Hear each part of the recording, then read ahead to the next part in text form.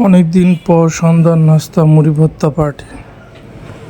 একই সময় এক একটা খাওয়া হয়, এবার হলো মুড়ি ভর্তা পার্টি হলো। রোজার পরে এত দিন গেল যে মুড়ি ভর্তা খাওয়া হয়নি। দেখা যায় ভাজা পোড়া পরোটা, নুডলস ইত্যাদি অন্যান্য কিছু খাওয়া হয়েছে, কিন্তু আজ আমরা মুড়ি ভর্তা পার্টি করলাম, মুড়ি ভর্তা খাওয়া হলো। এইখানে ভাতিজা আছে, ভাতিজার দাদি আছে, ওর ফুপু আছে এবং আমি তো আছি। তো ওর দাদি আজকে মুড়ি ভর্তা বানাচ্ছে, আমরা সবাই মিলে অতি আগ্রহে অপেক্ষা করছি কতক্ষণ মুড়ি ভর্তা কমপ্লিট হবে, আমরা সবাই মিলে খাবো। ভাতিজা খুব একটু বেশি খেলো না, ও আবার ঝাল অতটা খেতে পারে না, তাও সেই অনুযায়ী বানানো হয়েছে, ঝাল খুব একটা বেশি দেওয়া হয় নাই।